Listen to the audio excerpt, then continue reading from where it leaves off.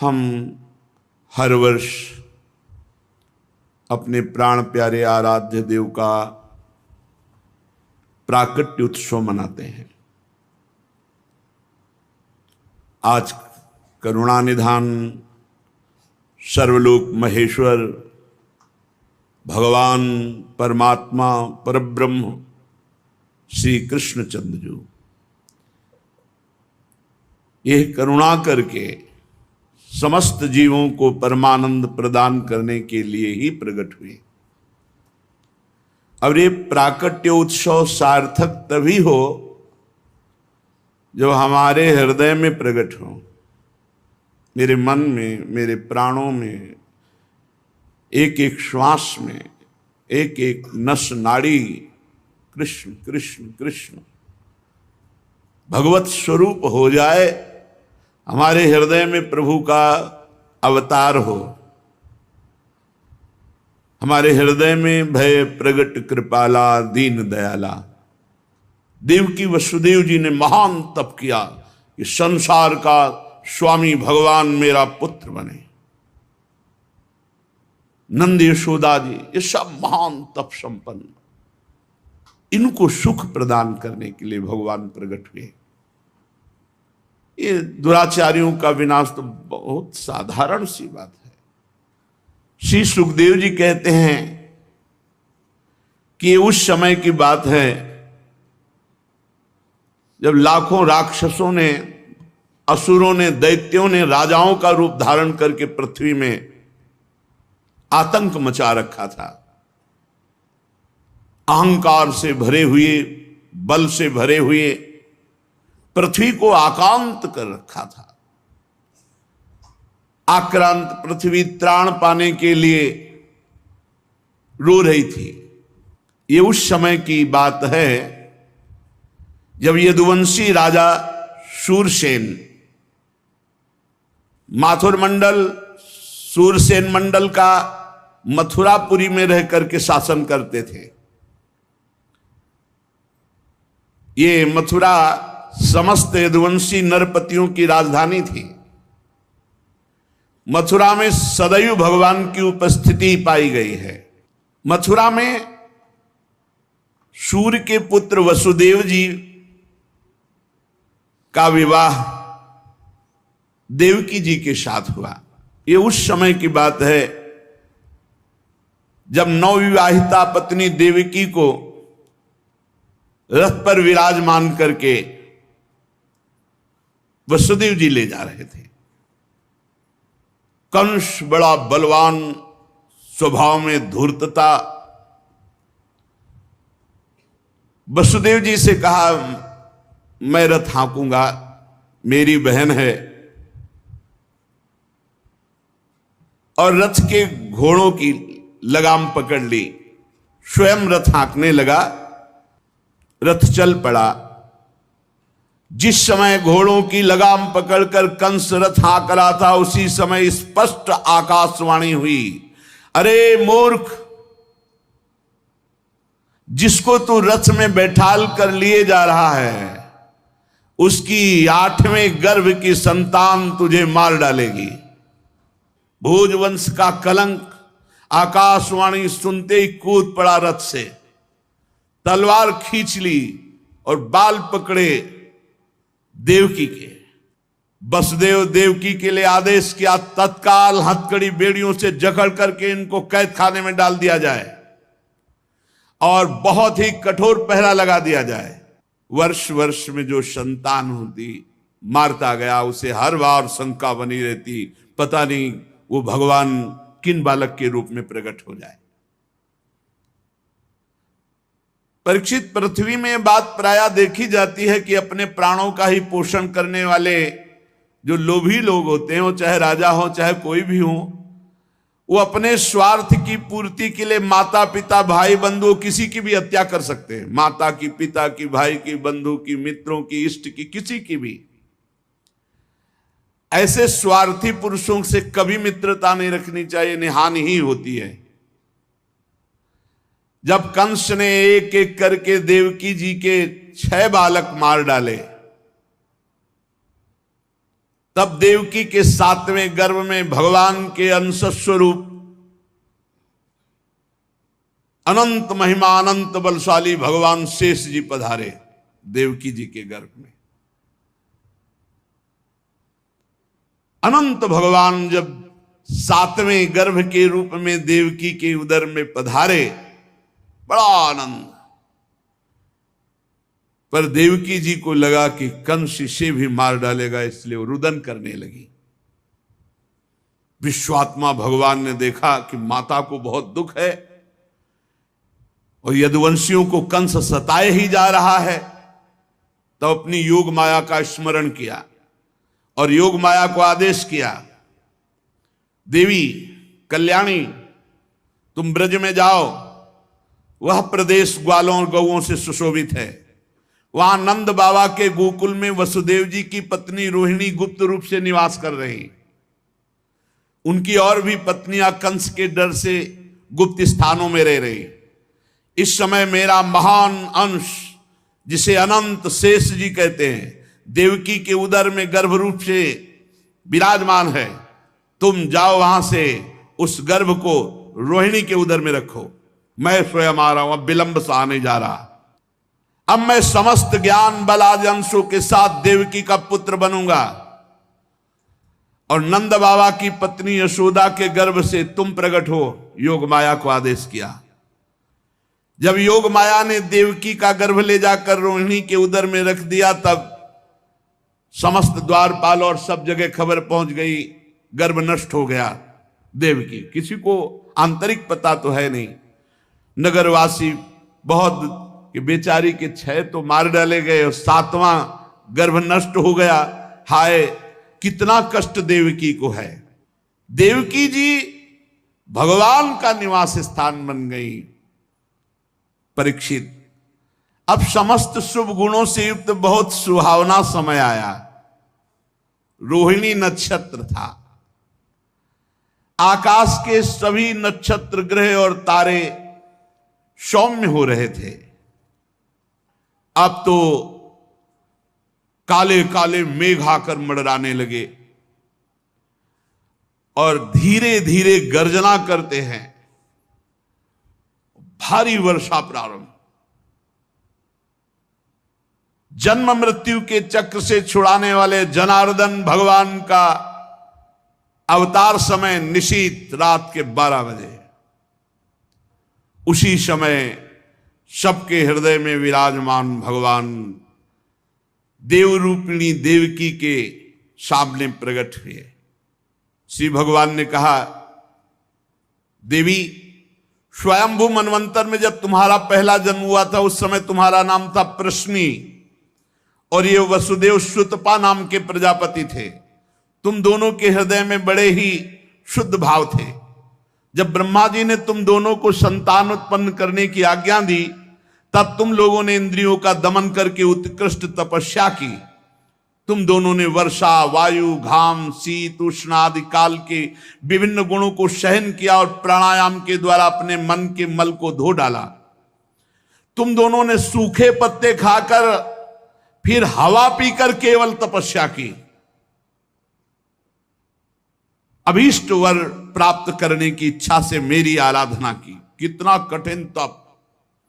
मुझ में चित्त लगाकर ऐसा परम दुष्कर घोर तप करते हुए देवताओं के 12,000 वर्ष व्यतीत हो गए।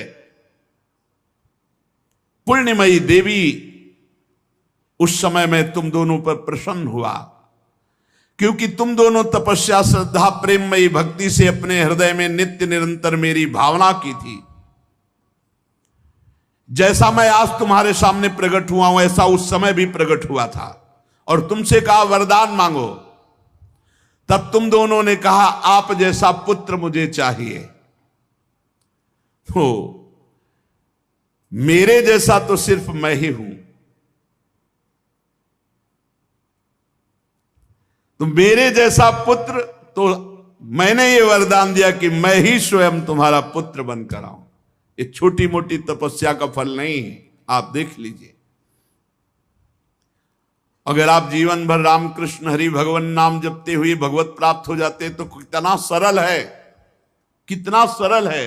इसीलिए धन्य है ये कलयुग जो कम समय में भगवत प्राप्ति, केवल भगवान नाम जप और थोड़ा सा केवल पापाचरण से अपने को बचा लो तो भगवत प्राप्ति हो जाएगी। हे माता जी, मैंने देखा कि संसार में शील, स्वभाव, उदारता, अन्य गुणों में मेरे जैसा कोई नहीं, इसलिए मैं ही तुम्हारा पुत्र हुआ था, मैं ही।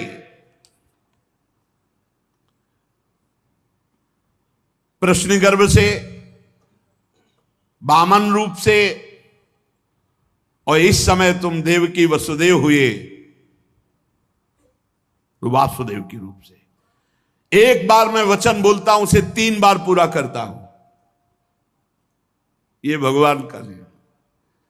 मेरी वाणी त्रिकाल सत्य है। एक बार तुमने मांगा पुत्र तो प्रश्नी गर्भ, वामन रूप और इस समय वासुदेव रूप। कश्यप आदित्य के रूप में वामन रूप। और मैंने ये रूप इसलिए प्रकट किया कि जब मैं अवतार लेकर मनुष्य शरीर में लीला करूंगा तो मुझे पहचान पाना बहुत कठिन है। इसलिए तुम लोग ध्यान रखना मैं कौन हूं। ये खास बात, एक खास बात ध्यान देने योग्य बात है। भगवान कह रहे हैं कि तुम दोनों मेरे प्रति पुत्र भाव और निरंतर ब्रह्म भाव रखना। युवाम माम पुत्र भावेन ब्रह्म भावेन चासकृत चिंतयंतो कृत स्नेहो या से थे मदगतिम पराम, तब तुम मेरे परम पद को प्राप्त होगी। चिंतनीय कौन है गोपाल जी, कौन है लाल जी? कह रहे तुम मेरे प्रति पुत्र भाव और निरंतर ब्रह्म भाव, इस प्रकार के चिंतन द्वारा तुम मेरे पद को, मेरे प्रिया प्रीतम है कौन? देखो हित सजनी जो नहीं कह रहे, जैसे हित हरिवंश करत अपनो जस प्रगट अखिल ब्रह्मांडन, अखिल ब्रह्मांड के अधिपति हैं। पर ब्रह्म परमात्मा तत्व की उपासना हो रही। हमारा भाव है कि वो हमारे यार हैं, हमारे मित्र हैं, हमारे पति हैं, हमारे पुत्र हैं, हमारे स्वामी हैं, जो भाव रख सके, लेकिन है कौन? इसीलिए शांत भाव है। शांत भाव में पूर्ण तत्व ज्ञान हो जाता है। भगवान इतना कहकर चुप हो गए और अपनी योग माया से देखते देखते एक छोटे शिशु के रूप में नीलमणि वसुदेव जी ने देखा कि भगवान तो बाल रूप हो गया। अब तो और डर लगा, कहीं कंस को पता चल गया और तलवार लिए हुए आवे, कुछ अमंगल करे। बहुत घबरा गए और भगवान ने कहा कि मुझे गोकुल पहुंचाओ, नंद बाबा के यहां सुधा मैया के पार्श्व में सुला के आओ। मुझे तुम्हें डर लग रहा है, मैं मारूंगा इसे, पर अभी मुझे पहुंचाओ वहां। भगवान की आज्ञा का पालन करने के लिए जो ही चेष्टा की, ध्यान दीजिए, भगवान की आज्ञा का पालन करने के लिए जो ही चेष्टा की तो अपने आप हथकड़ी बेड़ियां कट गई। माया की हथकड़ी बेड़ियां कट जाएंगी जो ही भगवान की आज्ञा का पालन कर। और बड़े बड़े दरवाजे, कोई एक दो नहीं थे, कई दरवाजे थे कंस के कारागार के। फटाफट सब ताले टूट गए, दरवाजे खुल गए। अद्भुत चमत्कार। और जितने पहरेदार घोर राक्षसी स्वभाव के, जिंदा खा जाए ऐसे पहरेदार थे, सब मूर्छित घोर निद्रा में। अब हथकड़ी बेड़ी कट गई, लाला को लेकर के चले। उस समय घोर बादल छाए हुए,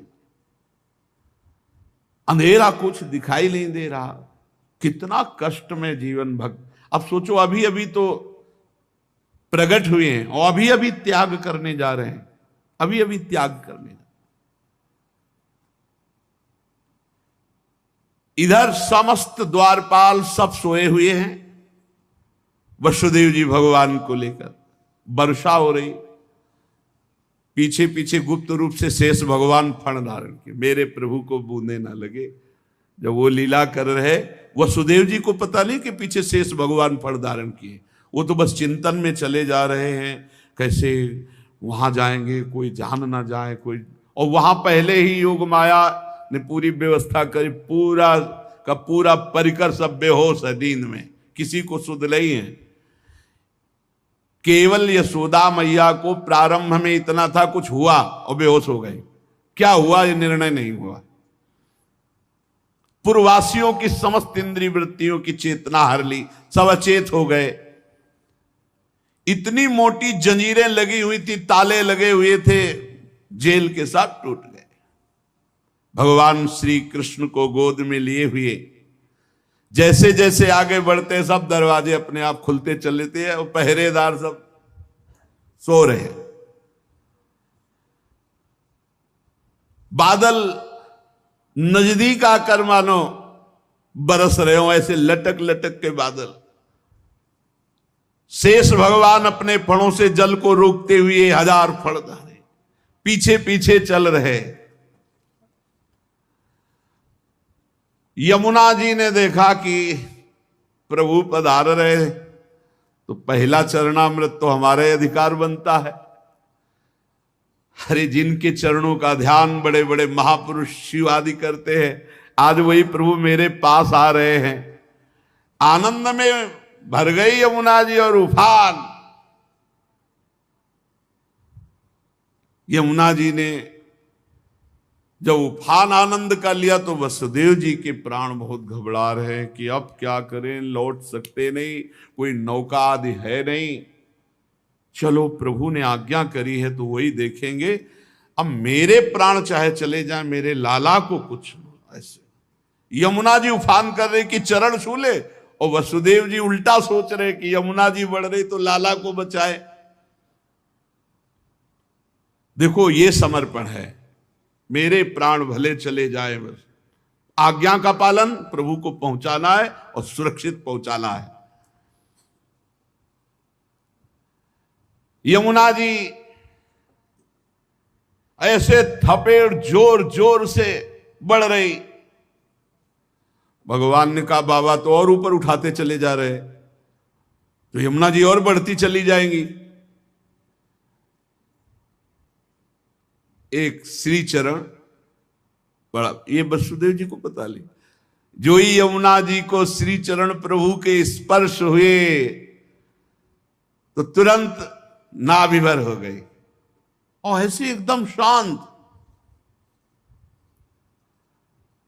वसुदेव जी बाबा के नगर में गोकुल में गए तो डर रहे थे कि कोई देख न ले, लेकिन वहां कोई देखने वाला था, सब सोए हुए थे। उन्होंने अपने पुत्र को, अब वो ऐसे देख रहे थे, और जहां सुलाया तो वहां भी पुत्र था, पार्श्व में योग माया और वही पुत्र। भगवान के इस अवतार में 2 अवतार हुए। एक हुआ चतुर्भुज नारायण भगवान का अवतार जो वसुदेव देवकी के सामने, और एक हुआ पीछे आपने सुना है नंद बाबा और यशोदा मैया बहुत ऐश्वर्य समृद्धि सब रिद्धियां सिद्धियां अटखेलियां कर रहे। ब्रज तो यहां रिद्धियां सिद्धियां अटखेलियां कर रही, कौन पूछता है। अवस्था ढल गई थी नंद बाबा की, चौथापन था, और ब्रजवासी बाबा की इस दशा को देख के सह नहीं पा रहे थे। बाबा खिन्न रहते थे। उपनंद आदि वृद्ध गोपों ने परामर्श करके पुत्रेष्टि यज्ञ का आयोजन किया। सबने यज्ञ पुरुष गोपराज नंद को पुत्र प्रदान करने की प्रार्थना की भगवान से। पुत्रेष्टि यज्ञ हुआ। जैसे महाराज दशरथ जी की अवस्था ढल चुकी थी तो श्रृंगी ऋषि ने पुत्रेष्टि यज्ञ किया, उससे खीर, फिर भगवान 4 रूपों में प्रकट हुए, राम लक्ष्मण भरत शत्रुघ्न। पुत्रेष्टि यज्ञ का अनुष्ठान हुआ नंद बाबा के यहां। अब उच्च कोटि के ब्रह्म ऋषि वेद ध्वनि आकाश में मुखरित हो रही थी। गोपराज श्री नंद बाबा अंतापुर में यशोदा मैया के पास बैठे हुए कहा, यशोदा रानी इस बार पूरे ब्रजवासियों का आशीर्वाद हो, सब ब्रह्म ऋषि हैं, कई बार हो चुकी, इसका मतलब पुत्र के लिए कई बार उपाय किए जा चुके थे।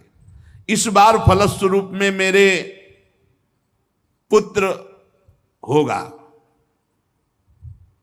मन में बड़ी कामना है।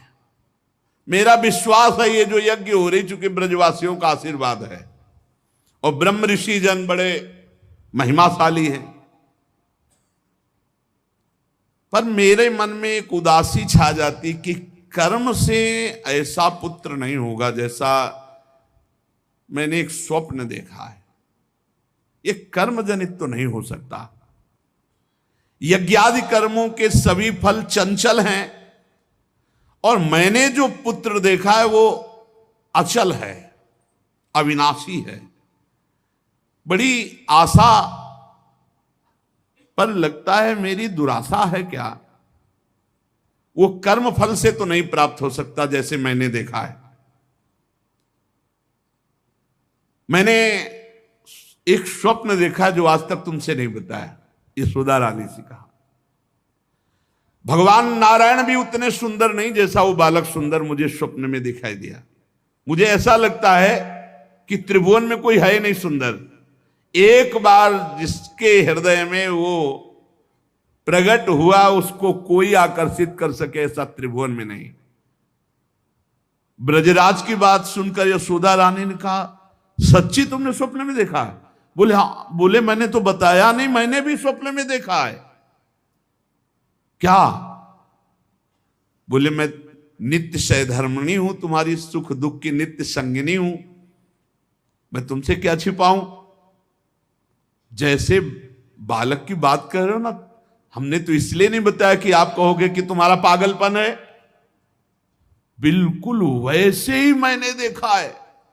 श्यामश्चंचल चारु दीर्घ नयनो बालस्तवांक स्थले दुग्धोद्गारि पयोधरे स्फुटमसौ क्रीडन मया लोक्यते स्वप्नस्तत्किं मुजागरः किमथ वेत्ते तन्न निश्चीयते सत्यम ब्रूहि सधर्मिणी स्फुरति किम सोयम तवाप्यंतरे। बाबा ने कहा मैंने भी देखा। दिव्याति दिव्य नीलमणि सदस्य श्याम सुंदर वर्ण एक बालक तुम्हारे गोद में दुग्ध पान कर रहा है, जो चंचल नेत्र मनोहर विशाल भाल तुम्हारी गोद में स्थित देखा, वो तुम्हारा पयोधर पान कर रहा है। कैसे बताऊं, अब तो मेरी ये दशा है कि सोता हूं या जागता हूं मुझे कुछ पता नहीं चलता। हर समय बालक लगता है मेरी गोद में चढ़ रहा है, मेरी दाढ़ी खींच रहा है। कभी मैं देखता हूं तुम्हारी गोद में दुग्ध पान कर रहा है। यशोदा मैया आनंद विवल होके कहने लगी, ब्रजराज ऐसा ही, ऐसा मैंने भी देखा है, ऐसा ही देखा है। वो तुम्हारे तोंद पर चढ़े खेल रहा, मैंने देखा है ऐसा। सत्य सत्य सत्य कहती हूं, मैंने देखा मैंने कि उसे स्तन पान करा रही हूं, पर संकोचवश नहीं बताया कहां वो दिव्य बालक और कहां मैं। ब्रजराज नंद ने कहा मैंने असंभव समझकर ये बात तुमसे छुपाई थी। यशोदा मैया ने कहा मैंने भी, कि तुम हमारा पागलपन समझोगे। लेकिन ऐसा अगर दोनों के स्वप्न में आया तो जरूर भगवान हमारे स्वप्न को पूरा करेंगे। नारायण जिनकी हम आराधना करते हैं, नारायण सेवानिष्ठ नंद बाबा और यशोदा मैया दोनों तन मन वचन से भगवान श्री हरि की शरण में होकर के द्वादशी दिन यथाविधि व्रत करने का नियम लिया। पुत्रेष्टि यज्ञ के बाद द्वादशी व्रत की संख्या वृद्धि के साथ साथ अब वो स्वप्न में देखा हुआ जो दिव्याति दिव्य बालक है वो खुली आंखों झलकने लगा। अब तो भारी व्याकुलता बनी। व्रतानुष्ठान सर्वांग पूर्ण संपन्न हुआ तो एक दिन देखा कि स्वप्न में भगवान श्री हरि आए और मधुर वाणी में बोले, नंद यशोदा तुम मुझ में आसक्त और मेरे परम भक्त हो, तुम इतने खिन्न क्यों हो रहे हो? अतसी कुसुम के सदस्य श्याम सुंदर सुकुमार कुमार जो तुम्हारे स्वप्न में जागृत में अनुभूति का विषय बना हुआ है वो मैं हूं। निकुंज विलासी श्री ठाकुर जी ने कहा, जगत में वात्सल्य प्रेम का प्रचार करने के लिए मेरी प्रेरणा से द्रोण और धरा के रूप में तुम स्वर्ग से आविर्भूत हुए हो। कल्पों तपस्या की है मेरी प्राप्ति के लिए, जो ब्रह्मादि के लिए अलभ्य है, सौभाग्य है कि वो तुम्हें प्राप्त हो रहा है। उसी फल का आस्वादन करने के लिए अब तुम तैयार हो जाओ। चिंता मत करो गोपराज, मैं प्रकट होने वाला हूं। समझिए, वहां देवकी वसुदेव के यहां चतुर्भुज भगवान नारायण और यहां निकुंज विलासी श्री ठाकुर जी। श्री यशोदा जी बहुत आनंदित रहने लगी। तो एक दिन समस्त ब्रजवासियों ने देखा कि एक अर्धवृद्धा तपस्विनी स्नातक ब्राह्मण बालक को लिए गोपराज नंद की सभा में पधारी। इतनी तपस्विनी तेजस्विनी, सब ब्रजवासी खड़े हो गए और आसन देकर प्रणाम करके पूछा, देवी आप कौन हो? आज तक तो आपको देखा नहीं। आपको देखने पे लगता है साक्षात भगवान की योग माया शक्ति हो। ये बालक कौन है? नारद मुनि जैसा दिखाई देता है। आप परम हम ब्रजवासियों का कल्याण करने के लिए पधारी हो। गोपराज के सभासदों की बात सुनकर तपस्विनी ने मुस्कुराकर कहा, मेरा नाम पौर्णमासी है, मैं महान तपस्विनी और दैवज्ञा हूं, तीनों काल का मुझे ज्ञान है। और ये जो बालक है तुमने कहा नारद जी जैसा, इसका नाम मधुमंगल है। ये बालक स्नातक है, इसका दर्शन करके नारद जी का स्मरण होना उचित ही है। ये संपूर्ण वृत्ति नारद जी वाली ही रखता है। तपस्विनी की बात सुनकर गोपराज सभा के सदस्यों ने हाथ जोड़कर पूछा, देवी हम आपकी सेवा करने योग्य बिल्कुल ही नहीं है, इस पर भी आपने हम लोगों पर महती कृपा की। मेरी कुछ समझ में नहीं आ रहा कि आप यहां क्यों पधारी। तो उन्होंने कहा, तुम लोगों को पता नहीं एक अनिर्वचनीय महासौभाग्य उपस्थित होने वाला है, इसलिए मैं यहां आई हूं। सबके पूछने पर पौर्णमासी ने बताया, तुम लोगों के प्राणाधिक प्रीतम गोपराज नंद के यहां एक पुत्र होने वाला है जो अखिल जगत को आनंद सिंधु में निमग्न कर देने वाला होगा। पौर्णमासी की बात सुनकर सभी परमानंद में उल्लसित पुलकित गदगद वाणी से कहने लगे, देवी आपके शुभागमन से हमारा ये ब्रज जो है महान तीर्थ हो गया। आपके लिए कृष्णांति के यमुना जी के समीप हम एक पर्णशाला कुटी बना देते हैं। ये बात जब पौर्णमासी जी ने सुना तो उन्होंने कहा, ठीक ठीक, कृष्णांति के अर्थात कृष्ण के समीप, ठीक तुम्हारी बात निकल गई। जो बालक होगा उसका नाम कृष्ण होगा। नंद नंदन के रूप में स्वयं प्रभु पधार रहे। पौर्णमासी देवी कालिंदी तट के समीप पर्णशाला में भगवान के दर्शन की अभिलाषा से निवास करने लगी। पौर्णमासी देवी देवर्षि नारद जी की शिष्या और श्री कृष्ण के आगे जो गुरु बनेंगे संदीपनी जी, उनकी माता हैं। ये संदीपनी मुनि की माता हैं ये पौर्णमासी देवी। ये महान शक्तिमती थी और श्री कृष्ण की मधुर लीला को सब प्रकार से जानती थी। भगवान की लीला का आनंद बढ़ाने के लिए मस्खरे मनसुखा के रूप में वो मधुमंगल। तो भगवान का जो ऐश्वर्यमय अवतार हुआ वो जेल में, और जो माधुर्यमय अवतार हुआ ये नंद बाबा के यहां। तो जो ऐश्वर्यमय अवतार वापस गया, तो आप देखिएगा अक्रूर जी के साथ अक्रूर जी ने देखा जल में डुबकी लगाकर शेष सैया पर चतुर्भुज नारायण सेन, और हमारे द्विभुज मुरली मनोहर वृंदावनम परित्यज्य पादमेकम न गच्छति, वो कभी यहां से नहीं गए। जो गए तो देखो यहीं से निकलते ही चतुर्भुज हो गए। मथुरा में चतुर्भुज, द्वारिका में हमारे द्विभुज मुरली मनोहर नंद यशोदा के लाड़िले, वो कभी एक कदम ब्रज से बाहर नहीं गए। तो वहां योग माया के द्वारा नंद बाबा को यह पता ही नहीं चला कि हमने लाला में लाला का समर्पण किया, और पार्श्व में देखा, कन्या उठाया और आ गए। जे ही आए तो जैसे जैसे दरवाजे में प्रवेश करते जाते वैसे वैसे जंजीर ताला सब फिट, और जे ही वहां गए और देवकी जी की गोद में उस कन्या तेवी हथकड़ी बेड़ी जकड़ गई। योग माया के आते ही दरवाजे बंद, हथकड़ी बेड़ी जकड़ गई और पहरेदार जग गए और कन्या जोर जोर से रोने लगी। जो साक्षात भगवती है, पहरेदार भागते हुए गए, कंस से कहा महाराज 8वीं संतान उत्पन्न हुई।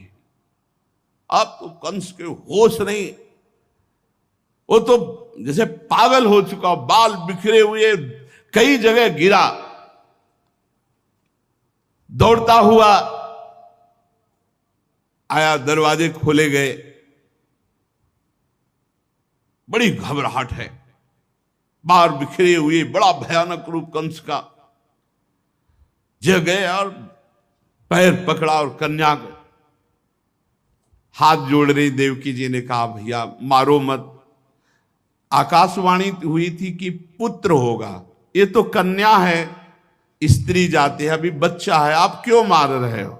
भैया तुम तो बड़े कृपालु हो, और देखो हमारे कई बच्चे मार डाले तुमने, अब एक कन्या बची, इसे तो दे दो, मैं तुम्हारी छोटी बहन हूं, बहुत दीन हूं। बड़ा प्रार्थना की, लेकिन वो देवकी जी रोती रही, पैर पकड़ करके कन्या को एक चट्टान पर मार। और ये कन्या कोई साधारण कन्या तो थी नहीं, आद्या शक्ति महाभगवती। हाथ से छूट गई और सामने आकाश में देखा तो 8 आयुध, दिव्य माला वस्त्र चंदन मणिमय आभूषणों से विभूषित, धनुष त्रिशूल बाण ढाल तलवार शंख चक्र गदा। देखा सिद्ध चारण गंधर्व अप्सरा किन्नर सब स्तुति कर रहे अंबा की। और उस समय देवी ने कहा है मूर्ख, तेरी सामर्थ्य नहीं कि तू मुझे मार सके, और तू जिसे सोच रहा है ना कि मैंने मिटा दिया, अरे तेरे मारने वाला पैदा हो चुका है। निर्दोष की हत्या करने वाले, अब तू बच नहीं सकता, कहीं भी भाग के जा, तेरे मारने वाला आप कंस के दिमाग में आया कि संतान तो 8वीं पुत्र होनी थी, वो पैदा हो चुका, ये आकाशवाणी झूठ कैसे बोल सकती? तो पैदा तो देवकी के यहां ही होना चाहिए। बड़ा आश्चर्य हुआ। फिर उसने हाथ जोड़ा देवकी वसुदेव जी की, व्यर्थ में हमने आपको कष्ट दिया आकाशवाणी, आप मुझे क्षमा कीजिए बहनोई जी और बहन जी। और वो उन्होंने कहा कुछ नहीं, वसुदेव जी से कहा कि ये विधाता भी झूठ बोलता है, आकाशवाणी हुई थी कि 8वां पुत्र होगा, पुत्री कैसे हो गई? मैं बड़ा पापी हूं, मैंने आप दोनों महात्माओं को बड़ा कष्ट दिया। पर वसुदेव जी आपको दुखी नहीं होना चाहिए। जो लोग तत्व को जानते हैं, आत्मा को जानते हैं, वो शरीर के नाश पर दुखी। देखो इनको भी ज्ञान है यार, बड़ा विचित्र पर उपदेश कुशल बहु तेरे, राक्षस स्वभाव वालों को भी ज्ञान, ये भी उपदेश दे रहे। वसुदेव जी ये शरीर को जो आत्मा मान बैठते हैं, इसी उल्टी बुद्धि के कारण ये एक दूसरे से बैर और राग द्वेष कर लेते हैं, जन्म मृत्यु को प्राप्त होते हैं। यद्यपि मैंने तुम्हारे पुत्रों को मारा, फिर भी ज्ञान के द्वारा देखो कौन किसको मारता है। बड़ा सुंदर ज्ञान दे रहे, अभी बताएंगे ठाकुर जी आके तुम्हें कौन किसको मारता है लौट के। ये जो अपने स्वरूप को भूले हुए हैं लोग, इसीलिए मैं मरने वाला हूं, मैं मारता हूं, ऐसा मैं दुख भोग रहा हूं, ये मेरे को दुख देने वाले घोर अज्ञान की बात। कोई किसी को मारता नहीं, कोई किसी को दुख नहीं, जीव अविनाशी है, शरीराभिमान के कारण ऐसा। फिर भी मैं क्षमा चाहता हूं आपसे। वसुदेव जी के चरण प्रकार देवकी जी ने कहा भैया भैया बस पैर छूने की जरूरत नहीं है, आप खुशी रहो। यह आपने बताया नहीं कि अज्ञान के कारण ही, शरीराभिमान के कारण ऐसा होता है, अपने और पराये का भेद। बस बस आपका इसमें कोई दोष नहीं है। जब वसुदेव और देवकी जी ने इस प्रकार, तो कंस वहां से अनुमति लेके चला गया और बुलाया पूरे परिकर को और कहा योग माया ने जो कहा है वो झूठा नहीं हो सकता। 8वीं संतान पैदा हो चुकी है मारने वाली, तो ये लड़की नहीं हो सकती, ये पुत्री नहीं हो सकती, कुछ है, प्लानिंग करो। वो कह रहे पैदा हो चुका तो ब्रजय में होगा। कंस के मंत्री जितने थे वो कंस से भी ज्यादा बुरे स्वभाव वाले थे। उन्होंने कहा महाराज आज्ञा करो, ब्रज 84 कोस में आज से लेकर 10 दिन तक जितने भी बालक हुए सब मार डालेंगे हम लोग। बड़ा प्रसन्न हुआ इसका प्लान कि सबका नाश, और भगवान पहुंच चुके हैं यहां से ईश्वर स्वरूप, और यहां से ब्रज के लाडिले ठाकुर कभी बाहर नहीं गए, पक्का मानना। कभी ये जितने संत जन ऐसे थोड़ी जी रहे हैं, पूरी भावना में नहीं जी रहे भाई। छिन छिन बिहरत संग, छिन छिन निरखत प्रेम भरी, छिन जस कहा तभंग। अब जब मैया के नेत्र खुलेंगे, लाला को देखेंगे तो उत्सव मनाएंगे। वो कल अपने लोग फिर उत्सव मनाएंगे। श्री राधा वल्लभ लाल। अब लो निशानी, अब ना नशे, भूल हो गई, गलती हो गई अभी तक, आज से निश्चय करो। हमारे लिए तो प्रतिदिन नया जन्म है। आज हमारा नया जन्म समझो, सत्संग सुना तो सत्संग में हमारे नए जन्म का प्रादुर्भाव हुआ। अभी तक जो हमारी गंदगी थी पीछे के जन्म में हम भूल जाते हैं। आज से इसी क्षण से हम नया जीवन अपना बनाते हैं, अध्यात्म मार्ग का जीवन बनाते हैं और ऐसा निश्चय करते हैं जो टूटे ना। निश्चय में बहुत बड़ी सिद्धि है। देखो पिंगला जी का जैसे बताया, तैसे भागवत में एकादश स्कंद में तितिक्ष ब्राह्मण का देखो, गृहस्थी में रहते थे, लड़के बच्चे थे, खूब धन कमाया, बड़े ही कंजूस स्वभाव के थे, न परिवार को भोगने देते थे न स्वयं भोगते थे। अब कुछ ऐसी विपरीत परिस्थिति आई, सब दिन होत न एक समान, राजदंड उन पे लागू हुआ तो काफी अर्थ तो टैक्स में चला गया। फिर परिवार के जनों ने देखा कि ये तो कंजूस है, 1 रुपया भी नहीं देगा। वो लोग इधर उधर से हाथ मार के फिर आग लग गई। अब परिवार वालों ने उसका त्याग कर दिया, केवल अकेला, कोई उससे प्यार नहीं करता, अर्थ उसके हाथ से चला गया सब। अब विचार किया कि मेरा पूरा जीवन निकल गया, उत्तम वर्ण में जन्म हुआ था, वृद्धावस्था आ गई, अब क्या होगा, क्या होगा। जिनको मैंने पाला पोषा, जो बड़ी मेहनत से धन कमाया, तो सब नष्ट हो गया। परिवार वाले कोई देखते ही नहीं।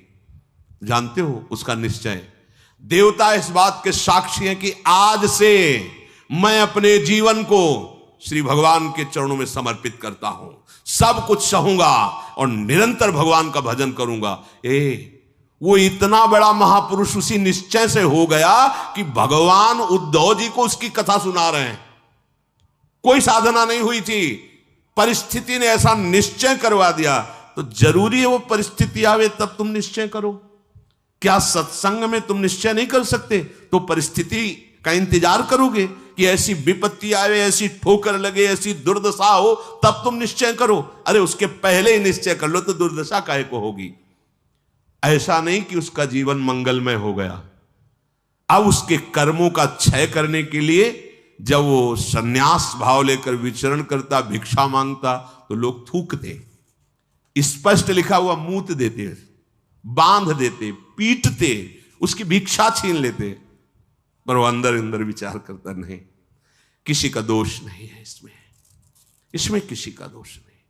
तो ये कर्म का है, ये कर्म का प्रभाव तो शरीर पर पड़ेगा। ये मुझे दुख क्यों हो रहा है? बहुत बहुत सुंदर मतलब चिंतन उनका बना। तो क्या देवता है? इस दुख का कारण देवता है? नहीं, देवता भी तो केवल हमारे शरीर को ही पीड़ा दे सकते हैं। मेरे को क्यों हो रहा है? काल नहीं, वो तो आत्मस्वरूप है, उसका भी प्रभाव इसी शरीर पर होगा। मेरा स्वरूप तो कालातीत है। तो फिर क्या है? भ्रम। हाँ, ये भ्रम है। मैं तो निर्विकार चिदानंद अपने स्वरूप में स्थित हो गया, ब्रह्मबोध संपन्न महापुरुष हो गया हो। और तितिक्ष ब्राह्मण नाम से वर्णन किया है भगवान ने। इसलिए निश्चय में बड़ी सामर्थ है। हमारा निश्चय बड़ा ढुलमुल है। इसलिए प्रार्थना है। बहुत बड़ा मार्ग मिला है आपको, इसे भगवत मार्ग कहते हैं, अध्यात्म मार्ग कहते हैं। ये अंतिम जन्म वालों को मिलता है, जिनका आखिरी जन्म होता है। अगर चूक करोगे तो व्यर्थ तो नहीं जाएगा, पर और समय लग जाएगा। काहे कुछ समय बर्बाद करो, आज निश्चय करो। गोस्वामी जी कह रहे, देखो निश्चय, गोस्वामी जी बाल्यावस्था से भगवान में रत थे, ऐसा नहीं है कि वो भजन नहीं करते थे, ऐसा नहीं है। जन्म हुआ था तब बोले थे राम, जैसे बच्चा रोता है ना, तो गोस्वामी जी रोए नहीं थे, राम बोले थे, इसलिए राम बोला नाम पड़ा था। राम बोला, प्रकट हुए थे तभी राम। तो ऐसा भी नहीं था कि आसक्ति नहीं थी शरीर में या अन्य, ऐसा भी महापुरुष जन लीला दर्शाते हैं, वो हमारी हिम्मत के लिए। पत्नी में चित्त आसक्त था, एक दिन के लिए भी कभी मायके जाने के लिए अनुमति नहीं दी थी। और उसी पत्नी के मुख से जब ये बात निकली कि जितना तुम्हें इस शरीर में आसक्ति है, पूरी कथा अगर राम जी में होती तो जीवन तुम्हारा धन्य हो जाता। नेत्र को पत्नी रूपी गुरुदेव ने नेत्र खोल दिए। कहीं से भी गुरुदेव सावधान कर सकते हैं, कहीं से भी, बस कदम मुड़ गए। क्योंकि ऐसा नहीं था कि राम भक्ति ली, निश्चय कर लिया, अवलो नशानी। अब ये गोस्वामी जी का ही पद है, अब इंद्रियों के बस में हो के, नहीं नहीं, बहुत सही बोला। अगर ये स्थिति, ये आसक्ति राम जी में होती तो जीवन धन्य हो जाता। अब पायो नाम चारु चिंतामणि, उर करते न खसई हो, अवलो नशानी। अब समझ गए, समझ गए। अब हृदय से एक क्षण के लिए भी राम नाम नहीं छोड़ूंगा। और जानते हो, महापुरुषों में सर्वशिरोमणि हुए गोस्वामी तुलसीदास।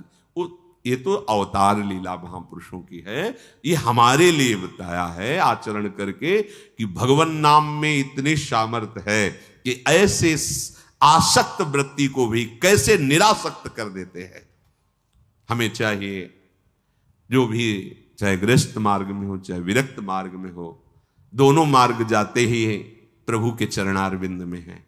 अपने मार्ग की वृत्तियों को जानिए, समझिए और धर्मानुसरण बर्ताव कीजिए और नाम निरंतर जपते रहिए। तो जीवन यात्रा का विश्राम, जो गोस्वामी जी कह रहे हैं, पायो परम विश्राम, विश्राम ही नहीं, पायो परम विश्राम, राम समान प्रभु नाही कहूं।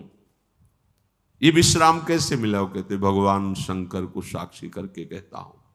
अगर थोड़ा भी मिथ्या हो तो हमारी जीभ गल जाए, मेरा जो कुछ भी बना राम, ये दो अक्षर मेरे माई बाप हैं, इन्होंने ही हमें, बस आप हृदय की बात महापुरुषों की, ये दो अक्षर राधा, यही देख लेना आप। चलो देखो, बहुत समय तक विषय संयोग ना होने पर ऐसा ना समझ लिया जाए कि हम निर्विषय हो गए। बहुत ये चोर हैं, बहुत छुप कर रहते हैं और चिंगारी की तरह रहते हैं। फूस मिल जाए तो ज्वाला बनने में सेकंड लगता है। ध्यान रखना, 20 वर्ष 30 वर्ष बिल्कुल निर्विकार, संयोग नहीं। लगता है कि अब हमें कौन परास्त कर सकता है। चिंगारी है, फूस मिला ज्वाला बन जाएगी, जिसे नारद जी ने कहा तरंगवत, और संयोग बना तो समुद्रवत, डूब जाओगे, निकलना मुश्किल हो जाएगा। जब तक भगवत साक्षात्कार ना हो जाए, जब तक आपको अपने शरीर का अहम स्मरण करता भोक्ता भाव है, तो ईमानदारी से सावधानी पूर्वक अपने धर्म का पालन करते हुए प्रिया प्रीतम का निरंतर स्मरण, यही हमारे जीवन का परम लक्ष्य होगा। इसी से हमें परमानंद की प्राप्ति होगी। जिस समय हम ये सोचते हैं कि अब हमें कोई भी धर्म विरुद्ध आचरण नहीं, एक आनंद की वृत्ति आती है। देखना, और जिस समय हम सोचते हैं गलत ढंग से विषय सेवन, उसी समय जलन पैदा हो जाती है। जिसके सोचने में जलन पैदा होगी, उसका परिणाम क्या होगा? क्या होगा आप विचार करो। जिसके सोचने में हमारे जलन हो रही, तो उसका परिणाम तो ज्वाला होगा। धर्म से चलो। चक्रवर्ती सम्राट महाराज अम्बरीश जी चक्रवर्ती सम्राट होते हुए भक्तों के शिरोमणि हुए, आप क्या भगवत आनंद प्राप्त नहीं कर सकते गृहस्थ में रहकर? ये उद्दंड लोगों की बातें नहीं सुननी चाहिए। जैसे आप, अरे ये तो बाबा जियों के लिए है, सन्यासियों के लिए, हमारे लिए थोड़ी नहीं भाई। मनुष्य जन्म सबको भगवत प्राप्ति के लिए, भगवदानंद में देखो, आपके अच्छे आचरण हो, आप जितेंद्री हो, आप नाम जप कर रहे हो, आप कोई नशा नहीं करते, सबकी सेवा का भाव है, तो राम राज्य नहीं हो गया? सब आनंदित रहेंगे, सब प्रसन्न रहेंगे, सबका हृदय सत्य और धर्म से युक्त रहेगा। यही तो आनंद का स्वरूप है। जब आप शास्त्र और सत्संग स्वीकार नहीं करते तो आपके अंदर आसुरी वृत्ति बढ़ती, राक्षसी वृत्ति, और फिर देखो अपने को दुखी, अपने परिवार को दुखी, अपने नगर को दुखी, अपने देश को कलंकित, क्या क्या नहीं करवा देती है राक्षसी बुद्धि। इसलिए भाई ये सत्संग, गृहस्थ, विरक्त, जो भी जहां भी है, सबके मंगल के लिए वहीं रहो, वहीं रहो, प्रभु के होके रहो। दूसरों को दुख पहुंचाने वाली बात, चेष्टा मन में भी मत लाओ, सबको सुख पहुंचाओ, नाम जप करो, सबका मंगल हो जाएगा। देखो हम सब तरंगे हैं, समुद्र में ही उछल रहे हैं, हमारा अस्तित्व नहीं है, तरंगों का अस्तित्व नहीं है। ऐसे ही हम भगवत स्वरूप हैं, प्रभु रूपी अगाध समुद्र में हम तरंगे की तरह है, हमारी कोई सत्ता नहीं है। ये जो सोच रहे हो ना, सत्ता नहीं, सत्ता उन्हीं की है, उन्हीं की है। अभी आप समझ नहीं पा रहे, तरंग है क्या? समुद्र ही तो है। वायु विकार खत्म हुआ, समुद्र ही था, समुद्र ही है, बीच में तरंगे, ये सब तरंगे हैं। मन की तरंगे मिटा दो, फिर देख लो आप क्या हो, भगवत स्वरूप परम आनंद में। अब चाहे सृष्टि में रहो, चाहे धाम में जाओ, कोई फर्क नहीं पड़ता। व्यवहार में भी रहते हुए परमानंद, शरीर छूटे तो प्रभु में परमानंद, उसी के लिए तो हम प्रयास करें, जितनी चेष्टाएं कर रहे हैं सुख के लिए ही तो कर रहे हैं। हे भाई, आप कोई भी हो, गृहस्थ हो, विरक्त हो, कोई भी हो, धर्म से चलो, नाम जप करो, सबकी सेवा की भावना अंदर रखो, तो मनुष्य जीवन का लाभ मिल जाएगा। ये उद्दंडता पूर्वक तर्क वृत्ति रखोगे तो अभी सौभाग्य मिल रहा है सुनने का, धीरे धीरे समय साथ आ जाएगा, आपको सतवार्ता सुनने को नहीं मिलेगी। देख लेना, सतवार्ता जिसके श्रवण मात्र से हमारे हृदय में आनंद का स्फुरण हो और हम उस आनंद के बल से निर्विषय हो जाएं, वो वार्ता सुनने को नहीं मिलेगी। फिर और समय आएगा, धर्म सुने नहीं काना, कलिकाल बिहाल की मनुजा, नहीं माने को अनुजा तनुजा। सब होश में अभी समय है, तर्क वितर्क छोड़ो, जैसा शास्त्र सदगुरुदेव संत जन कह रहे हैं वैसी बात मान लो, निहाल हो जाओगे, परमानंद में मगन हो जाओगे। ये हम बुद्धि की बात नहीं कहते कि तर्क वितर्क आप करें, तर्क सत्संग तर्क नष्ट करने के लिए होता है। हृदय में देखो, बहादुरी जबान से कहने की नहीं है, ये हृदय की बात है। ये यहां युद्ध होता है, पता नहीं क्यों बनी हुई है। वेद विद्या पढ़त, कर्म धर्मन करत, जलप तन कलप की अवधियानी, चारुगत छाण संसार भटकत भ्रमत, आस की पास नहीं तोरी जानी। स्पष्ट वर्णन है, इसका मनन हुआ है गुरु कृपा से, तब हम आपको कह रहे हैं, मनों का निरीक्षण करके। आस की पास नहीं तोरी जानी, सकल स्वार्थ करत, क्योंकि आस की पास नहीं तोरी जानी तो सकल स्वार्थ करत, रहत जन्मत मरत, दुख और सुख के होत मानी। अरे छाड़ जंजार कैसे न निश्चय धरत, एक किन रमत हरिवंश बानी। क्यों निश्चय नहीं करते, उस आस की पास को क्यों नहीं तोड़ देते? वैराग्य मार्ग का पथिक हूं या भगवत मार्ग का पथिक हूं, प्राण त्याग सकता हूं, पर एक कदम अधर्म भूल न दे कुमारक नहीं। ऐ मन अब नहीं, अब नहीं, शरीर नष्ट कर दूंगा पर धर्म नहीं नष्ट करूंगा। भगवत मार्ग, ये आस की पास बड़े दुलार से रखे हुए हैं। कभी तो, अभी नहीं नहीं, कभी तो, ये क्यों रखे हुए हो? यही तुम्हें भगवदानंद की अनुभूति वर्तमान में नहीं करने दे रही, यही आस की पास। अभी निश्चय करो जिस मार्ग में चले हो, नहीं नहीं नहीं, अभी शुद्ध ज्ञान स्फूर्ति होने लगेगी। ये सब यहां की देखी हुई बातें कह रहे हैं आपको। बच्चापन से इस मार्ग में हैं तो यहां देखी हुई बातें कर रहे हैं। बहुत वैराग्य में जीवन, एकांतिक जीवन, फिर भी आशा। पूछो उससे किसकी आशा, क्यों, क्या चाहिए? उत्तर नहीं मिल रहा। चाहिए ये भोग? नहीं, देखना भी नहीं। तो आशा क्यों? पता नहीं। आप देखो, अंदर से देखो, जब यहां की बात कही जाएगी ना तो सबके यहां की बात होगी। ये अलग से नहीं रचा, उसी मशीनरी से बनाया गया जिससे सब निकले हुए हैं, सब मशीनरी। इसीलिए कि ये तो हमारे मन की बात कर रहे हैं, वो तुम्हारे मन की बात नहीं कर रहे, संपूर्ण सृष्टि की बात कर रहे हैं। क्योंकि जिससे मन रचा गया है, जिससे शरीर रचा गया है, वो वही एक ही डिपार्टमेंट है, वहीं से रचा गया है। यही हमें भगवदानंद की प्राप्ति नहीं कराने देती। बहुत धैर्यपूर्वक सुनना है और समझना है। यह हम अपने मन की बात कहते हैं, इसको पढ़ा है, इसको देखा है, इसको समझा है। वैराग्य में जीवन है, इतना भी कहीं गुंजाइश नहीं है। फिर भी आशा है। पूछा जाए इसको भोगों के लिए तो ना है, फिर भी आशा है। ये क्यों है? यही छाणी जंजार क्यों न निश्चय धरत। निश्चय क्यों नहीं कर रहा तू? तेरे निश्चय की कमी के कारण ये आशा की फांसी बनी हुई है। जब तक ये आशा की फांसी बनी रहेगी तब तक तुझे परमार्थ वस्तु का स्फुरण नहीं होगा।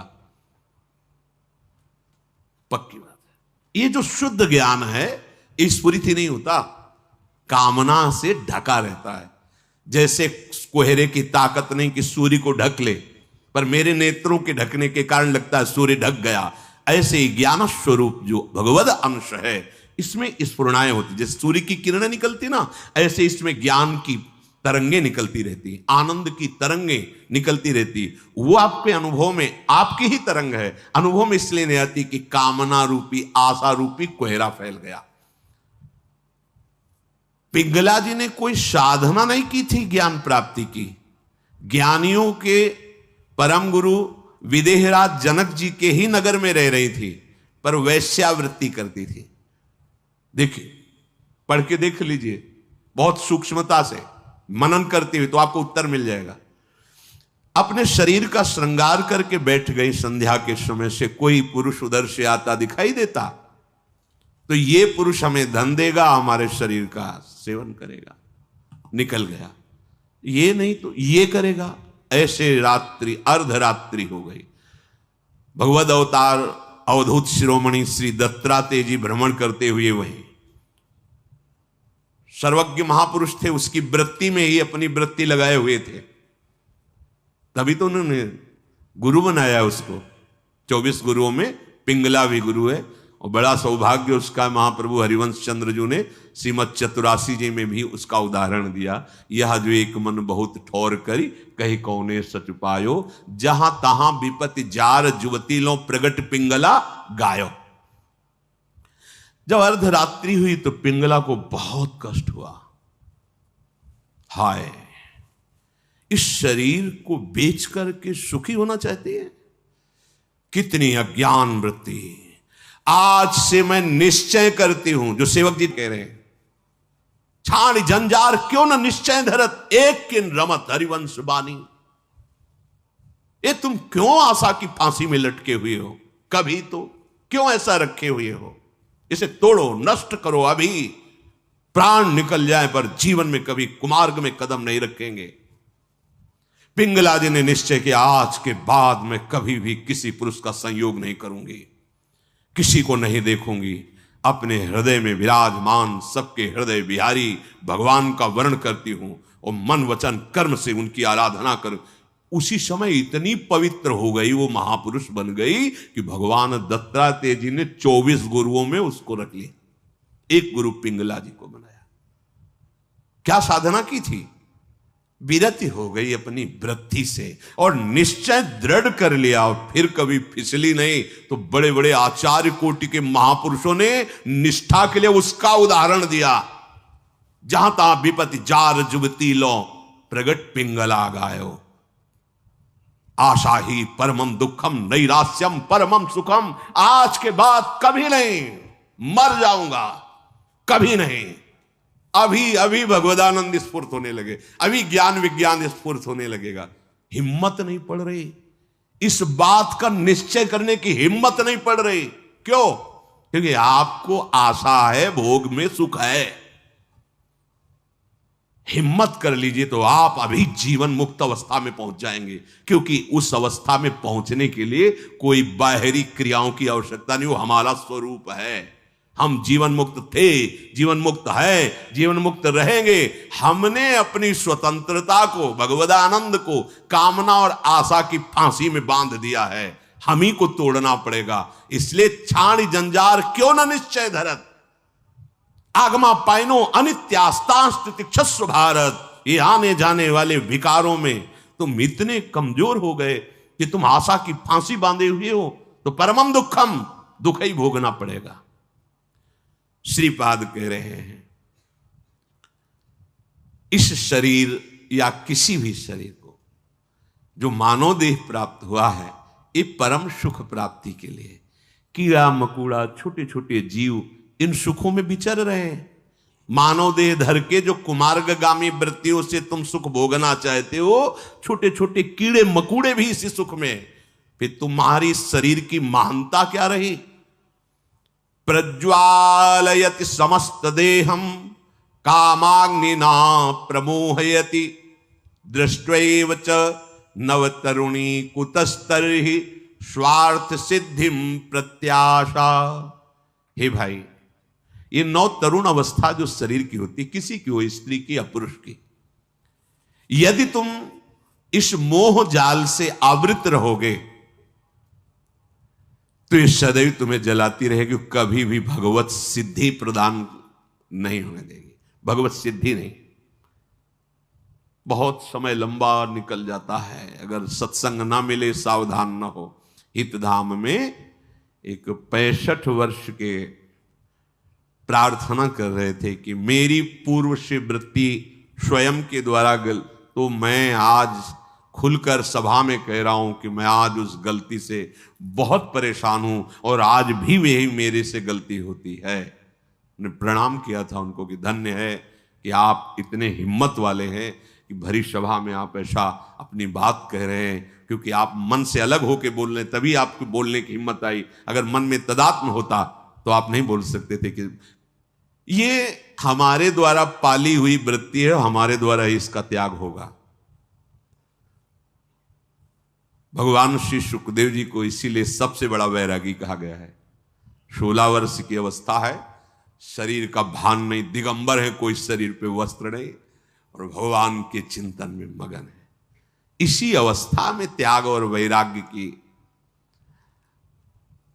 अब जब ये इंद्रियां काम नहीं कर रही, मन बुद्धि और सब मलिन, तो अब वो ढेर है, कुछ भी निर्णय नहीं निकल सकता। बहुत संस्कार गंदे हो जाते हैं यौवन अवस्था में। अहो भाग्य है जो इस यौवन अवस्था में संयम नियम धारण करके अपनी वासनाओं को। श्रीपाद कह रहे हैं, हे वृंदावन धाम, हम पे कृपा करो, हमारे मुख में नाम चले, हमारा हृदय इस काम आदि की आशाओं को त्याग करके प्रिया प्रीतम के चिंतन में डूबे। ये आपकी कृपा से होगा, और वो कृपा हम सब पे है। सत्संग मिल रहा है रोज, ये प्रातःकालीन बेला में जो शब्द जा रहे हैं, इनको अंदर से पकड़ो। केवल धर्म, गृहस्थ धर्म की पूर्ति के लिए बकाया उदासीन रहो। इस वृत्ति को अगर आप अपने अंदर अपनाए रहोगे तो सब छुटवा देगा। ध्यान रखना, सब छुड़वा देगा। ये वैराग्य का वेश, ये धाम, ये प्रिया प्रीतम, ये नाम, ये महिमा, कुछ नहीं हो रहा है, चिंता मत करो, आप भगवत प्राप्ति होगी। धाम में हो ना, भगवत सहारे हो ना, भगवत आश्रित वेश धारण, कुमार्गगामी वृत्ति का जो आशा की फांसी, उसको छोड़ दो। फिर आप देखो भजन होगा। आप करोगे नहीं, स्वाभाविक होगा भजन, स्वाभाविक ज्ञान विज्ञान की वृत्तियां उत्पन्न होगी, आप आनंदित हो जाओगे।